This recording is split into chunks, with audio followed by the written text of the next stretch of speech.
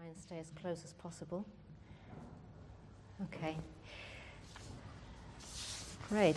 So I've done a lot of work throughout this, over the last 3 years in having conversations with a number of different groups of people, and one of them was talking to developers, housing developers. Am I close enough to this? Yeah. Okay. Oh, sorry. Okay. So I had conversations with housing developers, which was for me a new experience because I'd never thought about how it all works. And it's really given me food for thought, these conversations that I had with housing developers.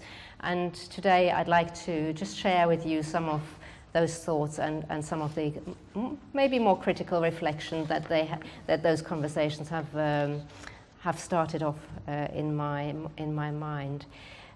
So the first thing, just to give you an idea of what I'll be talking about, the question is, who are we actually building for? So I'm going to talk to you a little bit about what is it that developers have told me about how they approach housing development for older people. And I'm talking particularly here about the specialist housing category. So we're talking about what Jeremy was talking about earlier, extra care housing and similar types of housing. So who are these developers building for, and how do they approach their markets, if you like? And how do they approach developing for those markets? And then I'll talk a little bit about, how do they see developing in places like Sheffield, for instance, and developing sites that Adam was talking about, like the city centre that we actually made a proposal for. And then what does the future look like? Well, how do developers see the future for older people's housing, particularly what are the implications for the north of England and places like Sheffield? So developers, there were sort of three responses to this idea, or three types of approaches, if you like, that developers take to their older people that they're building for. So some of them say, they ask themselves, would I want to live here? And then they design or attempt to design the houses in that way that would actually suit themselves. And then there are a couple of other people who said, actually, I haven't yet. Those are people who have experience of building a retirement accommodation, but they've actually said, I haven't yet built a scheme that I would want to live in. So we're not actually up to that standard of quality and attraction that our generation and the next generation will find attractive. There was only one developer who was in his 80s, and he said he's actually living in one of his schemes. So that kind of, I think, says it all. I think, he's obviously very, very happy with what he's designed and built. So there are three approaches, and I'm just thinking, how honest are these developers when they say, I ask myself, would I want to live in this scheme? How honest are we when we say, actually, we're building for ourselves? Because there are so many compromises that developers have to make across the process of actually then building something. It's all about funding and money and then regulations and so on. So you end up with a product that is actually not what you envisaged, I think. And that is a bit of a difficulty that even developers themselves realize. And I don't know what the solution is to that, whether it's just the whole environment of how development works that's not allowing developers to build the houses that they actually would want to live in. And the other thing I was interested in is, how do developers think about the markets that they're building for? It was quite interesting because I interviewed private developers and also housing association developers.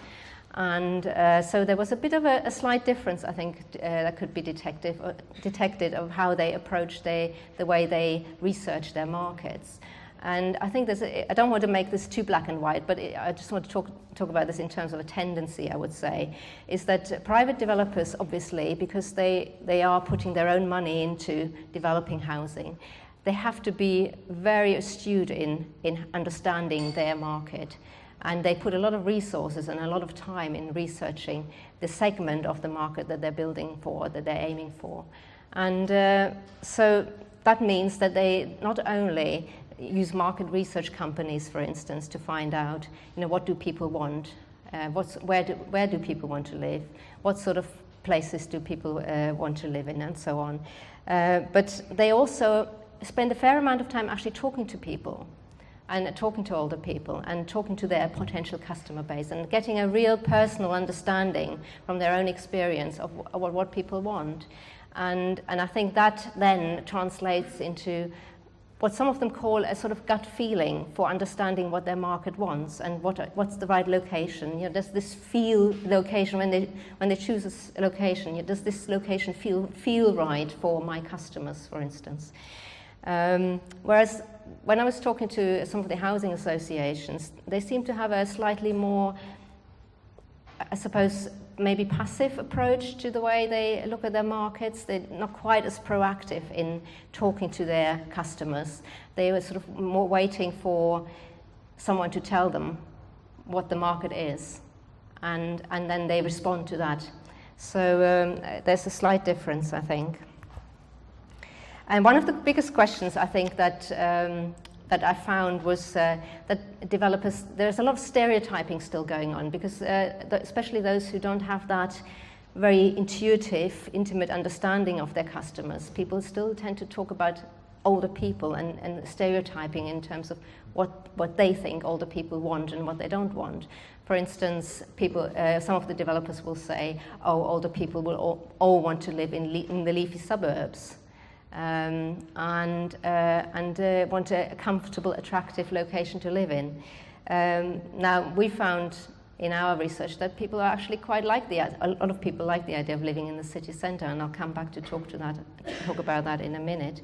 But as I say, there's a lot of stereotyping still going on, what older people like and what they don't like. And one of these is around how far are older people willing to move, that question, when they downsize or when they go into a retirement accommodation.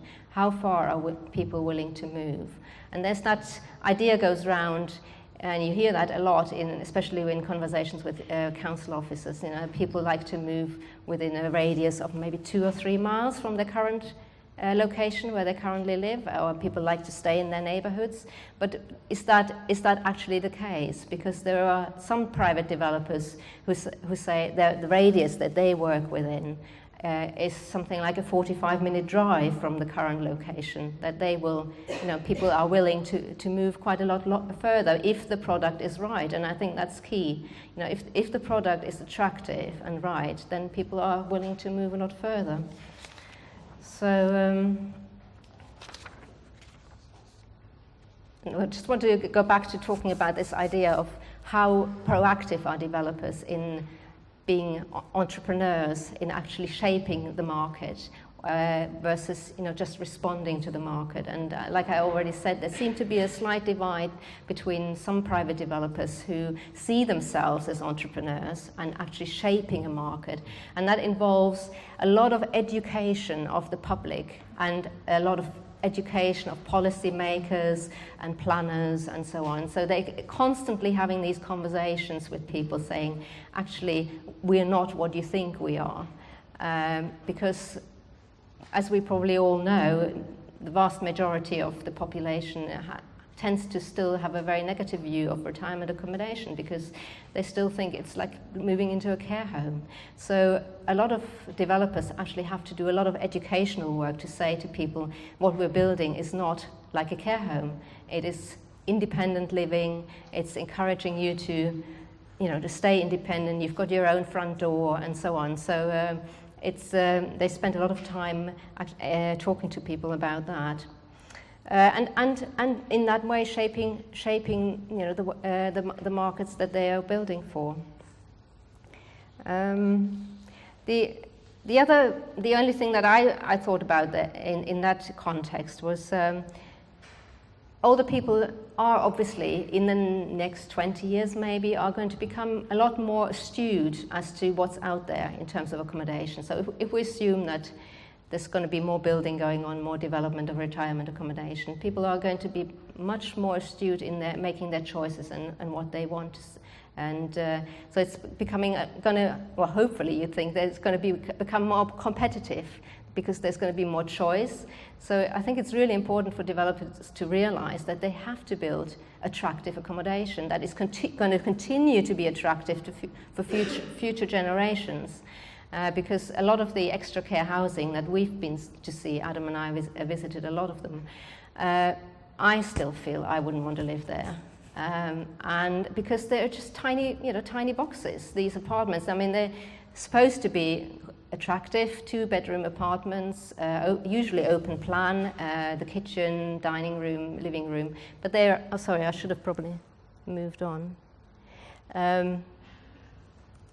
So they are really tiny. I mean, this is a typical sitting room of an extra care apartment, and you can see just how tiny they are. You can barely move around in them. So I think in order for these developments to be sustainable in the future, I think developers need to be a lot more, make sure that they build attractive housing for the future. Okay, I'll just move on to the next one. So, as Adam was already mentioning, we actually took our designs out into the city centre here in Sheffield and wanted some feedback on what do older people think in Sheffield about moving into the city centre. And we were really surprised because it was really, we got a really positive response. About, almost 50% of the responses we got from people said that they would certainly consider moving into the city centre if it was the right location and the right product. So I then went and asked the question to some of our the developers I talked to, asking them what do they think about developing in the city centre in places like Sheffield. And most of them were actually really cautious, and their response was, it's probably not the right time yet. Maybe in 20 years' time, there might be a market for downsizing into the city centre in Sheffield. So most of them were actually, quite risk averse, thinking there's no market yet. And when I told them that we had actually had a really positive response, they were quite surprised. So it just made me think, how adventurous or how willing to risk new things and be innovative are developers, and are they actually listening? Have they got their ear to the ground about what people actually want, to what extent? This idea of downsizing, I think, is still not that popular with a lot of developers, and I suspect one of the reasons is that what seems to be happening is that the housing market for older people, the retirement housing market, is now being carved up, if you like. Developers are specializing in a particular product for a particular segment of that older person's market, and that could be, for those who have low income and want to rent, or it could be for those who have a lot of money to invest and can spend money on a premium product that they want to buy. So the market is now being carved up, but they don't seem to. The downsizing market is not sufficiently defined, I think, to be attractive to a lot of developers. And I've only come across one or two that actually specifically targeting a downsizer market, but they don't seem to really roll that out very much. What is happening instead is that good quality housing, like that scheme in Matlock that Adam talked about, is attracting older people older people who are downsizing because of the quality of the design and the accommodation. So that's what seems to be happening instead.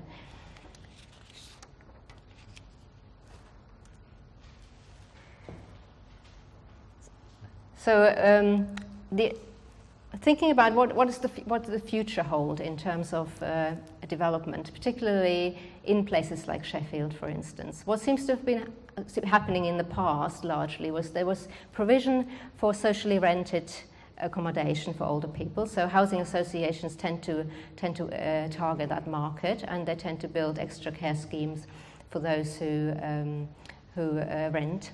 And then you have what you might call the premium private developers who, like Margaret was saying earlier, will charge horrendous amounts of money for service charges, and they can be anything like £700 a month, something like that. And to buy into the scheme, you might have to spend 300,000 plus. So those are the sort of premium markets. But what you haven't got provision for at the moment very much is the middle, what you might call the middle market. And but when I spoke to the developers, what seems to be happening is that the developers of premium accommodation are actually interested in moving into this middle market. And on the other hand, because of what's happened in policy, the housing associations are finding themselves in a situation where they have to increasingly build accommodation for sale, again tapping into what you might call a middle market. And so there seems to be from both ends more interest now in that middle market and providing for income levels. Say somebody might have £100,000 to invest from a sale of a council house, or they might have maybe £250,000 to invest from the sale of a terraced house in a good location. So that's the sort of definition I would say of the mid-market. But the other thing that's happening is that there's more interest now among developers providing accommodation for the privately for rented market. And I think that's what's potentially going to be happening more in the future, is that we see younger generations like yourself, Kath, who never actually managed to get on the housing ladder. Lots of people don't, or have lost, been in negative equity or other circumstances, and end up in privately rented accommodation. So I think there's a bit more interest in that.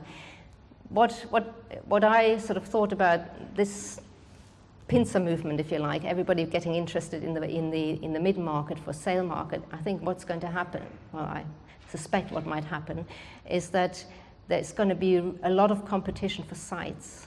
Because particularly in a place like Sheffield, there are a very limited number of sites available that are suitable for that kind of market, and I think that is one of the biggest hurdles that the councils and so on have to overcome in providing suitable sites for that kind of provision. And that's, I think, one of the reasons that's why it hasn't happened yet in Sheffield, is that there just aren't sufficient sites available for providing for that market.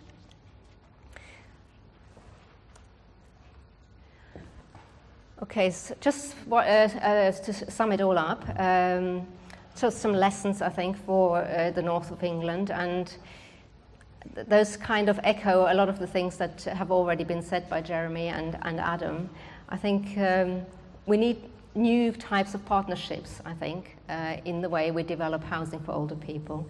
And that can be, community partnerships where communities actually can take a leadership role rather than just being consulted, but actually taking a leadership role in retirement housing. Or, making collaborations with universities even.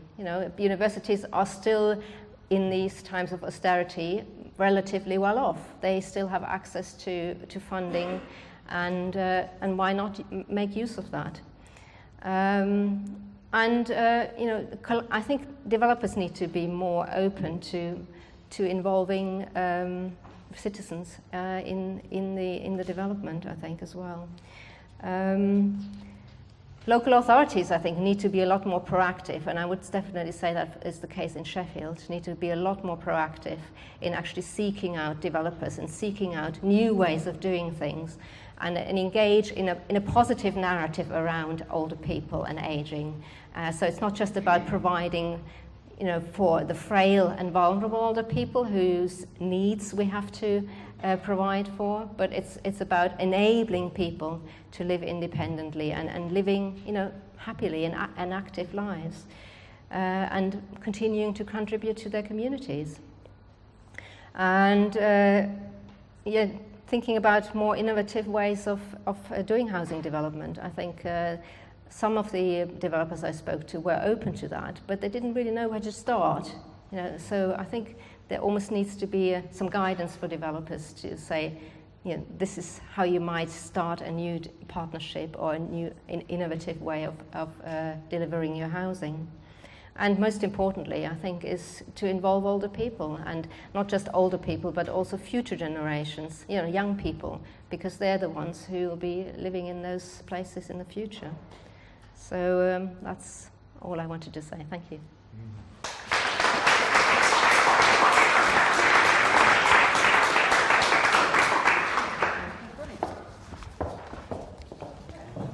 Oh, yes.